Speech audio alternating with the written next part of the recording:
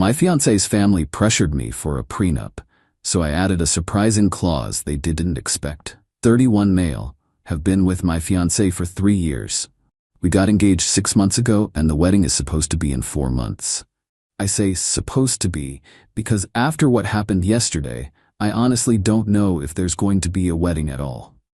Some background. I'm a software engineer. I make good money, not wealthy, but comfortable, around $145K a year. I own my condo outright because I got lucky with some stock options from a startup I worked at in my 20s. I have about $280 in retirement accounts and another $90K in savings and investments. For a 31-year-old, I'm doing pretty well. My fiancé works in marketing. She makes around $65K. She has some student loan debt still, about $30K. She doesn't own property. Her finances are fine, but definitely not as secure as mine. Her family is wealthy. Like actually wealthy. Her father owns a chain of car dealerships across the region. Her mother hasn't worked in 30 years. They live in a massive house, drive luxury cars, vacation in Europe every summer. You get the picture. Here's the thing though. Despite their wealth, they've always treated me like I'm somehow beneath them. Not good enough for their precious daughter. Her father has made comments about how I'm just an employee, while he's a business owner. Her mother once asked if I was sure I could afford the ring I bought. The ring was $8,000. I paid cash, didn't finance a penny. 2 months ago, her father called me into his study during a family dinner. Very formal, very serious. He sat behind his desk like we were in a job interview and said that before the wedding could proceed, I would need to sign a prenuptial agreement.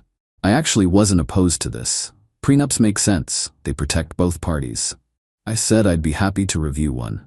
Then I saw the document. It was 12 pages long. Their family lawyer had drafted it.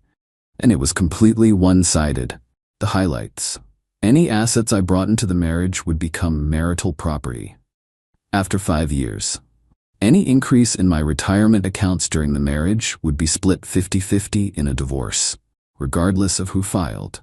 If we divorced, I would be responsible for paying off any of her remaining student loans. I would pay alimony based on lifestyle maintenance. If she chose to reduce her working hours after having children, her inheritance from her parents would remain 100% protected and separate forever. Any gifts from her family during the marriage would remain her separate property. But here's the kicker. There was absolutely nothing protecting my assets. Nothing about what happens if she cheats. Nothing about her behavior at all. It was entirely designed to funnel my money to her while protecting everything on their side. I asked her father why the agreement was so one-sided. He looked at me like I was slow. Because you have more to lose. This protects my daughter. From what exactly? From ending up with nothing if things don't work out. And what protects me? He actually laughed. You're a man, you'll be fine. Men always land on their feet. I took the document home and showed it to my fiancée. I expected her to be horrified, to take my side, to tell her father this was ridiculous. Instead, she said, I mean, it does seem fair to me. You make more money, and my parents just want to make sure I'm taken care of. That was the first crack. I hired my own lawyer. Cost me $400 for the consultation alone. Told him I wanted to negotiate a fair prenup, not reject the concept entirely. He reviewed their document and literally laughed out loud. This wouldn't hold up in court, he said. It's so one-sided, a judge would likely void it. But more importantly, do you really want to marry into a family that thinks this is acceptable? Good question. My lawyer drafted a counterproposal. It was actually fair. It protected both of our premarital assets equally. It had reasonable provisions for alimony. It addressed what would happen in various scenarios, including job loss, disability, and children. And yes, I added an infidelity clause.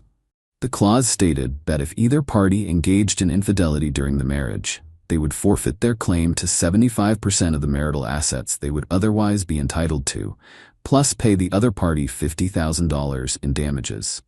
Either party. It applied to both of us, completely equal. We scheduled a meeting at her family's lawyer's office to review both documents. Her father insisted on being there. Her mother came too, dressed like she was attending a society luncheon.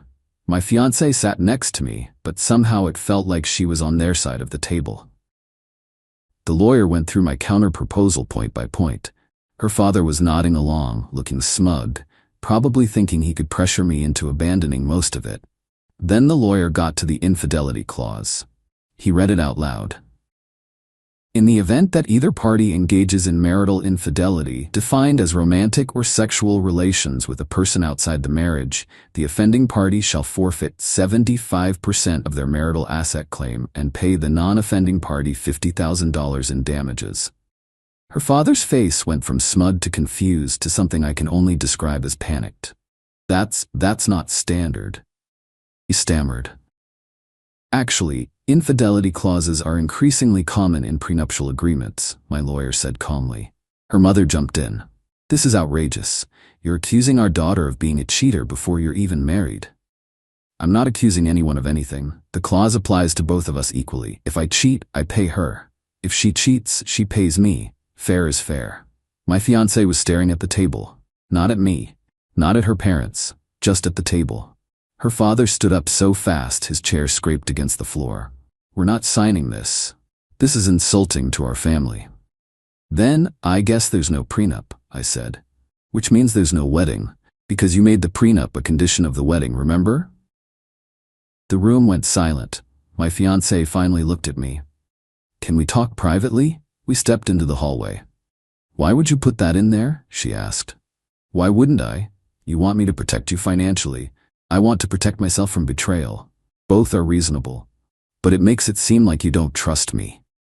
"Your father's prenup made it seem like you don't trust me. Actually, it made it seem like you expect me to fail. Where was your concern about trust then?" She didn't have an answer. We went back into the room. Her father had apparently been conferring with the lawyer because he immediately said, "We need time to review this. We'll reconvene next week." That was yesterday. My fiancée barely spoke to me on the drive home. She went to bed early. This morning she left for work without saying goodbye. Her mother has already texted me 3 times, calling me controlling and paranoid and saying I've shown my true colors. I don't know what's going to happen. Part of me thinks this is the end. Part of me thinks this was a necessary test that revealed something important. What I do know is that I'm not signing their one-sided agreement. And I'm not removing the infidelity clause from mine. If that makes me the bad guy, so be it. Update 6 days later. So a lot has happened since my original post. Thank you to everyone who said I wasn't crazy. I needed that validation more than you know. The day after I posted, my fiancé came home from work and we had a real conversation. Not an argument, an actual adult conversation for once. She admitted that she hadn't really read her father's prenup before they presented it to me. She just trusted that it was standard. When I showed her specific clauses and explained how one-sided they were, she seemed genuinely surprised. "I didn't realize it was that bad," she said. "My dad said it was just to protect both of us." "Did you read the part where my condo becomes marital property after 5 years, but your inheritance stays protected forever?" She hadn't. We talked for hours. By the end, she agreed that her father's prenup was unfair and that my counterproposal was actually reasonable. She said she'd talk to her parents and get them to calm down. I thought things were looking up. Then her father got involved again. Instead of calling me directly like a normal person, he went behind my back. He started calling my parents, telling them that I was being difficult and sabotaging the wedding and that I had trust issues that were going to ruin their daughter's life. My mom called me confused and worried. "Is everything okay?" Her father said, "You're refusing to sign legal documents and threatening to call off the wedding?" I had to explain the entire situation from scratch. My mom, bless her, immediately understood. "So he wants you to sign something that only protects her, and when you asked for equal protection, suddenly you're the problem?" Exactly. But her father wasn't done. He showed up at my condo, unannounced, on a Tuesday evening. Just rang the doorbell like we were old golf buddies. My fiancé wasn't home yet. It was just him and me. "I think we got off on the wrong foot," he said, trying to sound friendly. "I think you tried to get me to sign a document that would have financially destroyed me in a divorce." "That's not. Look, I'm just trying to protect my daughter." "From me specifically? What exactly do you think I'm going to do to her?" He didn't have a good answer for that. He stumbled over some words about just in case. And you never know what happens, and planning for the worst. Then he made an offer. What if we remove some of the clauses you objected to? We can make it more balanced, but you have to remove that infidelity thing. It's offensive to my family. Why? What do you mean why? It implies my daughter would cheat. It implies either of us could cheat. I'd be bound by the same clause. But you're a man. It's different. I actually laughed. How is it different? Because, he trailed off, because you think it's more likely she'll cheat than I will? His face went red. That's not what I said. Then why does the clause only bother you in one direction? He left shortly after that. Didn't get what he wanted. But here's where it gets interesting. That night, my fiancée came home acting weird. Jumpy. Kept checking her phone every few minutes. When I asked about her day, she gave one-word answers. I didn't snoop on her phone. I want to make that clear. But I did notice something. She'd been texting someone constantly. Every few minutes, her phone would light up. And every time it did, she'd angle the screen away from me. We'd been together 3 years. She'd never done that before. I decided to do something I'm not proud of. I pretended to fall asleep on the couch while watching TV. Around midnight, she went to the bathroom and left her phone on the charger in the bedroom. I looked. The messages were with her college roommate. Someone I'd met maybe twice at group dinners. The conversation was mostly venting about me, about the prenup situation, about how stressed she was. But there was one exchange that made my blood run cold. Her roommate, "Have you told him about what happened last year?" My fiancé, "No. And he can never find out. That's why my dad is so freaked out about the infidelity clause." Her roommate, "That's why?" Girl. My fiancé, "It was one time, and we weren't engaged yet. It doesn't count." Her roommate, "If it doesn't count, why are you so scared of him finding out?" My fiancé, "Because he'd leave me, and my dad would kill me for blowing this." I put the phone back exactly where I found it. I went back to the couch. I didn't sleep for the rest of the night. The next morning I acted completely normal. I needed time to think. So let me get this straight. Her father pushed an aggressive one-sided prenup. He freaked out specifically about the infidelity clause. And apparently something happened last year that would make that clause very relevant. I don't have proof of anything concrete, just a text conversation that could mean several things. But combined with her father's bizarre insistence that the infidelity clause was offensive, it paints a picture I don't like. I've contacted my lawyer again. I'm not confronting anyone yet. I need more information before I blow up my entire life. But I'm starting to think the prenup drama was never about protecting her from me. It was about protecting her from the consequences of something she already did. More updates when I have them. Update 2, 8 days later. Alright, here's everything. It's been over a week of hell, but I finally have the full picture, and this chapter is closed. After seeing those texts, I knew I needed more information before making any moves. I couldn't just accuse my fiancé of cheating based on a vague message about what happened last year. So I did some digging. Not proud of all of it, but here we are. First, I casually asked my fiancé about that time frame. "Hey, remember last spring when you went to that conference in March? That was right before my birthday. Right?" She got tense immediately. "Yeah, why?" "Just trying to remember the timeline of things. Feels like so long ago." It was boring. Nothing memorable happened. Okay, I remembered that conference. She'd been gone for 4 days.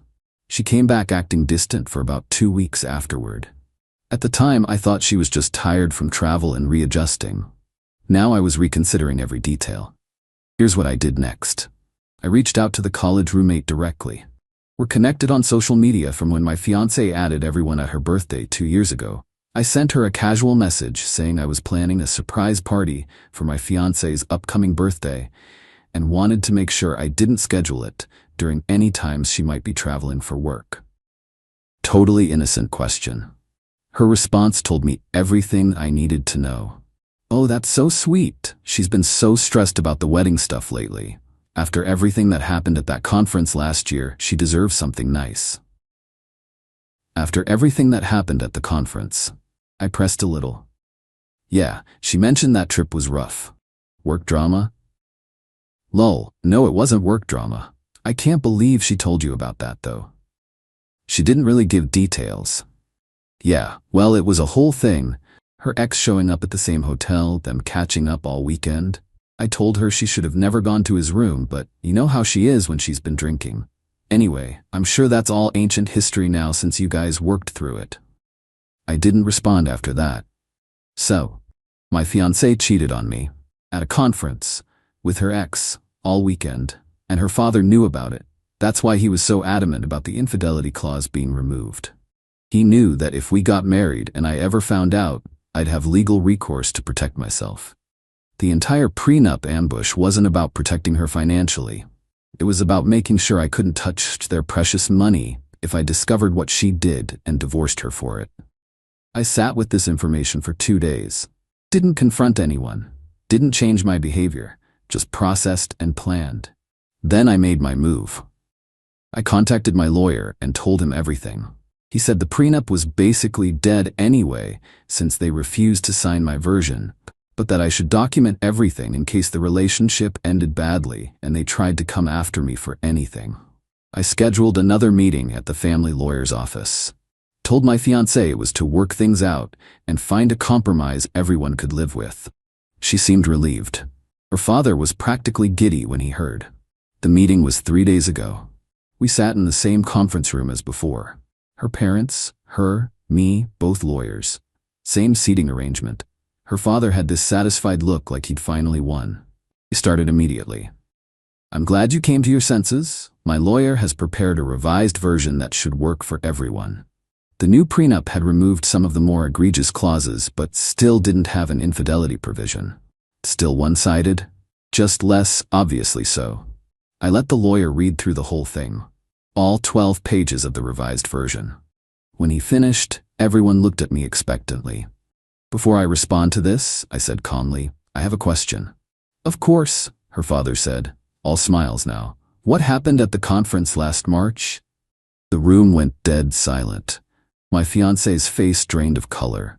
Her mother's smile froze. Her father's eyes went wide. I don't know what you're talking about, my fiancée said quickly. Really? Because your college roommate seemed to think it was common knowledge. Something about your ex showing up at the same hotel? You spending the weekend in his room? Ringing any bells? Her father stood up. This meeting is over. No, I think this meeting is just getting started. I stayed seated, completely calm. See, I finally understand why you were so desperate to get that infidelity clause removed. It wasn't about protecting your daughter's dignity. It was about protecting her from the consequences of something she already did. My fiancé started crying. It was one time. We weren't even engaged yet. I was going to tell you eventually. When exactly? After we were married? After you had legal access to half my assets, regardless of what you'd done. It didn't mean anything. Then why hide it for over a year? Why have your father draft a prenup specifically designed to shield you from being held accountable for infidelity? Her father jumped in. Now wait just a minute. I didn't know about any of that when I drafted the prenup. Your daughter literally texted her friend saying my dad is freaked out about the infidelity clause because of what happened. So either you're lying right now or she was lying to her friend. Which one is it? They looked at each other. Neither spoke. Here's what's gonna happen, I said, standing up. There is no wedding, there is no prenup, there is no us. We're done. My fiancé grabbed my arm. Please, we can work through this. Couples survive infidelity all the time. Couples who are honest with each other might. But you weren't honest. You actively hid it from me for over a year. Your whole family helped hide it. You manipulated me while I planned a future with someone who didn't exist. Her mother finally spoke. You're throwing away 3 years over one mistake? I'm walking away from people who think it's acceptable to deceive me and then draft legal documents to protect themselves from the deception. That's not a mistake. That's a strategy. I headed for the door. Her father tried one last thing. If you walk out of here, you're making an enemy.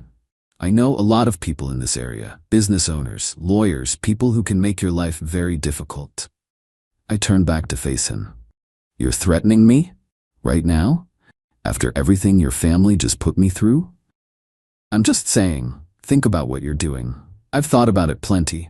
Good luck explaining to your business associates why your daughter's engagement ended. I'm sure she cheated and we tried to cover it up with a predatory prenup. We'll play great at the country club." His face turned purple, but he didn't say anything else. I walked out. My now ex-fiancée has called me probably 35 times since then. I haven't answered once. Her texts have ranged from apologetic to angry to desperate and back again. "You're ruining my life over ancient history. It was before we were engaged, technically. You were barely paying attention to me back then anyway, so maybe it's your fault. My father's going to make you regret this. Please, can we just talk? I love you." Classic. Somehow it's still my fault, even though she's the one who cheated and lied about it for over a year.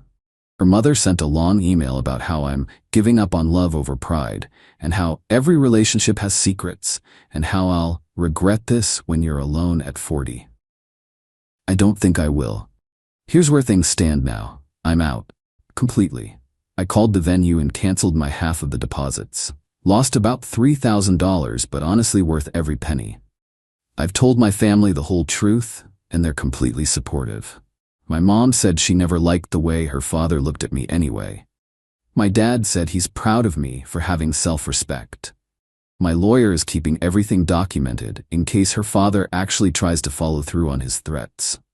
So far, it's been quiet on that front. Probably because he knows he has no leg to stand on, and any public fight would just spread the real story further. I'm not going to pretend I'm fine.